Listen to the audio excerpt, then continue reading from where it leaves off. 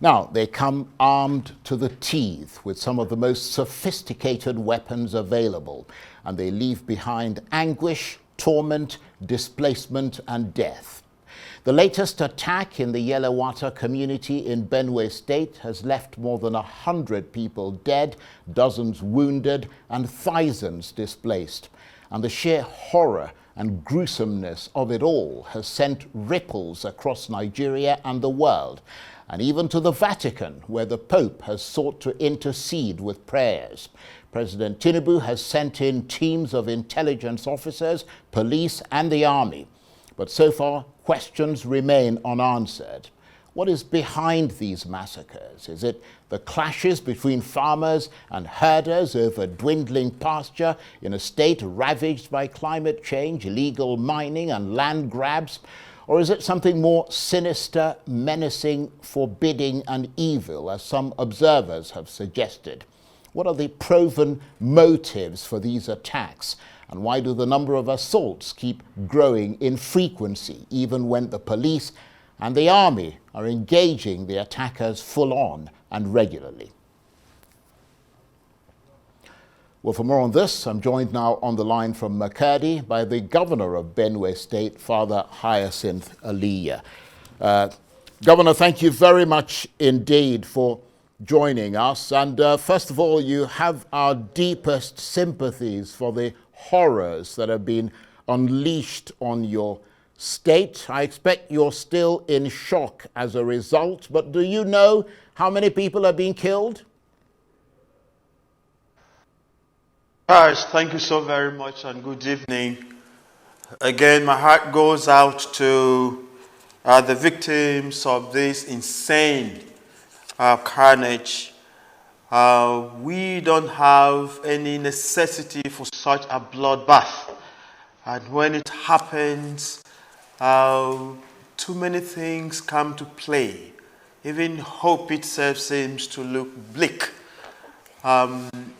I thank all Nigerians who have sympathized with us, and I remember have sent in their words of sympathies and in different shapes are journeying with us on this on this trip at this time of sorrow. Definitely, we understand fully well that the Yelewata attacks happens to be one of the deadly.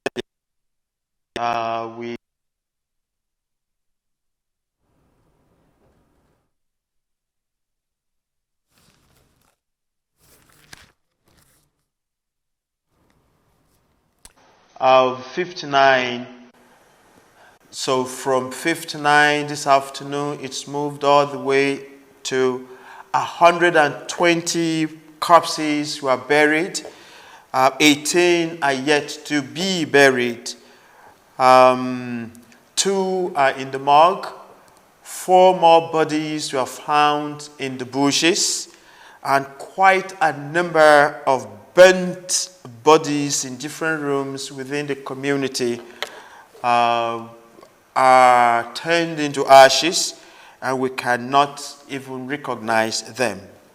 So at least for the bodies that are recognizable, we're talking of 151 dead. Well, again, I mean, we're deeply shocked and extremely sorry to hear that.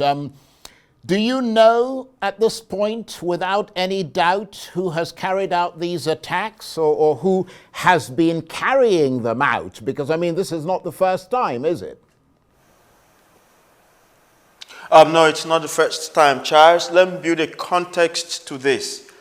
In this very local government of Guma local government shares boundary with Nasarawa State, and internally it shares boundary with Makurdi local government. It is on the way from a very highway, dual carriage from Makurdi to Abuja, right by the side of the road. It's a very sizable town. The Yelewata area, it's a very sizable town. and it's within. I think we're having a bit of a challenge with the connection there. Sometimes you get these interruptions on the line, the internet line, and even the satellite line sometimes gets interrupted because of weather patterns and so on, and that's a real pity, because the governor was at a point where he's talking about some really interesting things. Can we hear the governor now, please? Yeah, please go on, Governor. We lost you Yes, for a minute. I'm hearing you well. Yeah, go ahead. Okay, so Guma local government shares border with Nasarawa State, and these are unmined borders, and are quite extended. The Nasarawa border extends into the other local governments, including Gwe West and Agatu primarily. A context behind this, the anxieties we started having in this local government spanned as far back as 22, 23 years ago. But how it happened was the herders clashed with the farmers. This took quite a long period of time, and then eventually, in the last, say, 12 years, it shifted. It moved into the armed herders versus the entire communities. So again, the farmers were affected. They were every now and then driven off from their homes destroyed, and then they had to leave their farmlands as well. And since it's been there for quite some time, a good number of people were tired of seeing the repeat every now and then shifted into towns, but were still manning their farmlands. Of late, what we experience and what we see, it's more abhorrent. It is much and stronger, way beyond farmer-herder crisis. We are being attacked by bandits and terrorists. Definitely, when a thief comes to your house, there's no gainsaying that. There must be someone from within or nearby who knows out, who around, and then he does what his art is, what he wants to do. So these had persisted for quite some time, but the level of what we have experienced in the last 2 months, it's so much alarming. Right. When we took over our administration in 2023 of May, 17 local governments in the entire state were in the front lines of attacks. And all the attacks were led by the herders, the armed herders. We fought quite hard to bring the numbers of the local government in the front lines down from 17 to 9 local governments. And we kept on the struggle and the fight, then to have every part of it cleared from the state. Unfortunately for us, the last 2 months had been very disastrous. From the axis of Sankara includes 3 local governments, Katsina Ala, Uko, and Logo, and they share border with Guma local government by this axis coming down this way towards Makurdi. The attacks now shifted straight down to Guma, but we quelled that down. But by this time, it had already moved from Guma local government to Gwe West. Gwe West shares border internally with other local governments, including Apa. I understand. Sorry, Governor, I don't mean to interrupt you, but I mean, I understand you're trying to explain it to us, and we appreciate you're trying to put that in some perspective. But we've got to move on because we're losing time. We understand that, I think you mentioned that Yelawata town, where this latest attack took place, borders another state, Nasarawa. And I understand that it has a number of military checkpoints and police posts. I mean, is there any information on how these attackers managed to breach those military and police posts and successfully carry out attacks that we're told lasted for several hours? Yeah, it lasted for 2 hours. Right at Yelawata itself, there is a military checkpoint and then the police as well. But here's how it happened. The river is not too far by this axis. So we understand that they came by the route of the river. Now they were pushed back from Apa, and then as they were moving now towards Nasarawa State, this place, Yelawata, shares border with Nasarawa State. It is on their way en route to Nasarawa State that the heinous attacks now happened. When they got to this town, the first effort they did was to go attack the military and the police who usually man the road and around there. But they had a big pushback, so they now ran back. But they came in numbers. They usually come in very huge numbers. Right. Right. I can understand that they've essentially overwhelmed the police and the army there, because I understand there were probably about 15 or 20 of them. And I mean, Governor, when similar types of attacks took place in a couple of weeks ago in Benue State, President Tinubu ordered the Chief of Army Staff to move to the state and take personal charge of the offensive against these attackers. I mean, what happened? Has he been unable to get on top of things? Is he still in Benue State?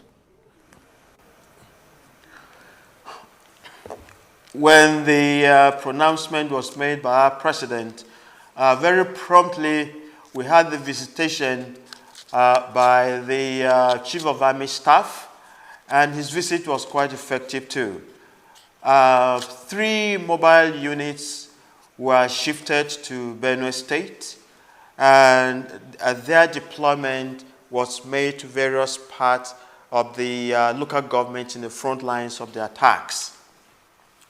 Again, I had stopped where I said we fought this tooth and nail, and then got to a point where we were now just trying to get through with the 6 remaining local governments.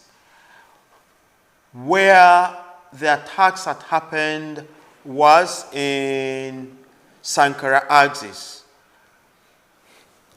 When the deployment was made, a number of camps took place. We had less attacks from the 3 local governments by Sankara axis, and now there was this shift that came down to this local government that earlier on had experienced less attacks and relatively non-attack. So the stage back they made is a problem we're wrestling with now.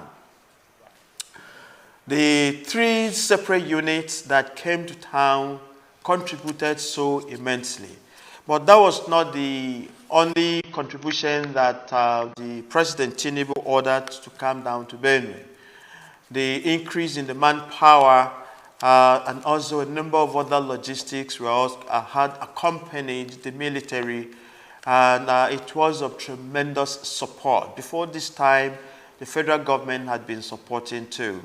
I think it's ideal that we acknowledge that, and we are Because, I grateful mean, people to the are still being President slaughtered. and all the other teams in there. I said clearly the support the support isn't enough because people are still being killed. Now, President, Charles, sorry, Governor, we're fast being running out of killed. time, and I've got to Charles. move on. President Tinubu has asked you to organize peace meetings between what he called warring communities. Is that something you can do? Is that something that's realistic in the context of what is happening in Benue State? Yeah, in part it is. Warring communities, for some reason, when groups within the state are completely unified, they're able to attack any force at all. But that is not the case here in the state. There are certain differences that require ironing out. The president mentioned of sorting out the differences can be referred to this as well. So in this context, it is appropriately correct. But however, you mentioned at the start of, sorry, Governor, you mentioned at the start of this conversation, I apologize for interrupting you, but you mentioned at the start that you were being overrun by bandits. I mean, are you going to be able to get bandits to sit down with community people to discuss peace? Charles, please, when you ask a question, you want some answers. This would be very helpful. This would be very helpful. Suppression wouldn't help us here. We're trying to find solution to this. I earlier on had made blended a template that we had farmer header crisis. We used to do our own reconciliation. We sorted ourselves out within different communities. So I think it's an invitation for us to go back there now and do what traditionally we were doing, and calm and peace were in Benue State. Now that the fight again is taken to a very different level, kind of an onion layer, different dynamics will be employed in here. Today, we had the visit from the Inspector General of the police, also the CDS. And they all deployed their own people. And in fact, the CDS was very quick to say, if the tact they had employed it's not working, they are going to bring in a new dynamic way of thinking and action and then execution. And I think that is going to be of tremendous support. And we cannot identify the bandits, but what we need is peace. When we all come together to think as one, to plan as one, and then to man our own borders, to take it against those who are coming to attack us right at the front lines, the dynamic becomes changed, and then we become victorious as well. So we remain very, very hopeful that the visit that is made today, it's going to bring a new breathing of this hope. The president's visit, come Wednesday this week again, it's going to be another higher level, not only of hope, and not only of just him sympathizing with us, but for him seeing exactly what is going on in the state. He's already briefed, he understands everything, but then his presence would matter because presence matters. So his visit is again going to create that distinction. And then he would also interact with a number of stakeholders here, letting him know where it is hurting us most. And I'm sure he will not only listen, he will do more plus what he'd done in the past. Okay. On that note, I want to thank you very much indeed, Father, for joining us. And again, you have our deepest sympathies for what is happening, and we do hope that it'll be reconciled very soon and sorted out. Father Hyacinth Alia is the governor of Benue State, and he was talking to me on the line there from Makurdi.